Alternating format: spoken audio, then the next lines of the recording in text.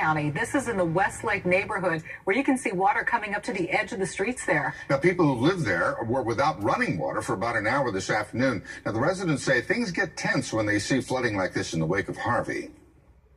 Especially if you just got your home rebuilt and having to start all over again. It's you know, it's just something like when you get rain and the first thing people do is basically just panic because of Harvey. I mean, that's just common. It's just basically common sense and PTSD. Common thing. Yes, PTSD.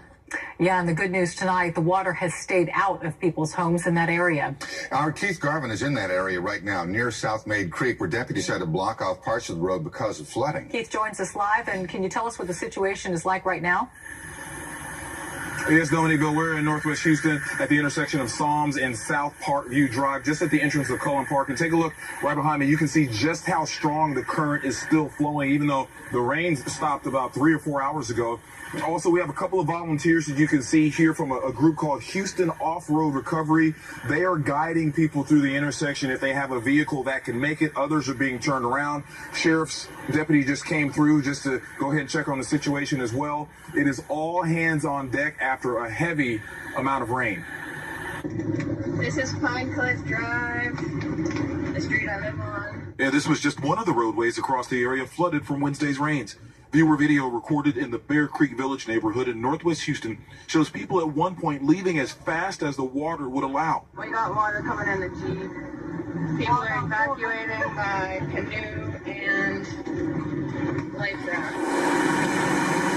Much of this flooding was the result of water spilling out of the swollen South Maid Creek. It made several intersections impassable. Dozens of homes were threatened. It was coming up in my yard, up toward the walk and in the driveway, so I knew it was going to be getting up high. Barbara Haddix, who just returned to her home in January after Hurricane Harvey, shared these photos with Channel 2. They show just how close the water came. Haddix went to neighbors to clear out the gutters to help the water recede. I'm begging everybody to come help me because this would have been my third flood. And I don't even have my floors back down from Harvey. Much of the water did recede after several hours, and those who weren't forced to leave had a plan if they needed to. We had the truck to get ready in case there was more water. We pull it up and get ready to go. Yeah, I'm back here live again. You are seeing water flowing from Cullen Park here in Northwest Houston. Current coming out very, very strong still from South Maid Creek. Again, even though the rain stopped a few hours ago. And these gentlemen here, they're going to be out here for a few more hours, but there are plenty of other flooded intersections just like this one who don't have anyone to guide drivers. So just make sure the best advice always is to, if you come to a road or an intersection that has flood water, you don't want to chance it. Just either turn around, wait it out, find a safe place to be, but don't go through that water. It's just not a good or safe thing to do. Reporting live from Northwest Houston, Keith Garvin, KPRC Channel 2 News. Good advice, Keith. Thank you. Channel 2 viewers have been sending us pictures like these all day. Streets and parking lots flooded to the point of being impassable. These photos are from North Harris County near FM 1960 at Highway 59. About 12 miles west of there, near FM 1960 and Ella Boulevard, these drivers actually became stuck and had to push their cars through the high water.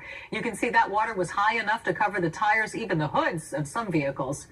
Our Jonathan Martinez in that area of North Harris County right now and continues our live team weather coverage. So, Jonathan, how are things looking right now? You know what, guys, much different story tonight. Take a look just behind me here. That street is completely dry after the water receded a couple of hours ago. But if you take just a couple of steps with me here to this parking lot over here, you can actually see a casualty from those floodwaters. This is a family's van. That family got stranded out here earlier, and that family was not alone. It was a high water headache for drivers along 1960 and Ella. I was inspecting homes for Harvey, like Harvey victims. I was doing flood inspections and then coming back and got flooded myself.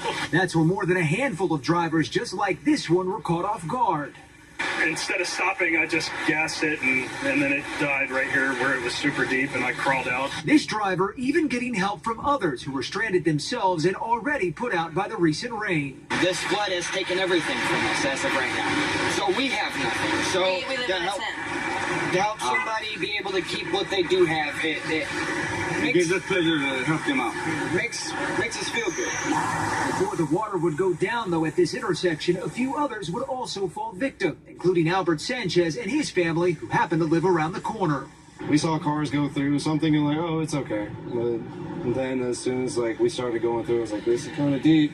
It wasn't long after the new van they've only had for 3 months stalled, leaving the family forced to push it into a parking lot and the family walking home. Frustrating. Just want to go get some milk, and now we got to get a new car. Despite the costly lesson learned, his advice to others: steer clear of water altogether. Stay on high ground. It's the best that you can do. That's what I was trying to do.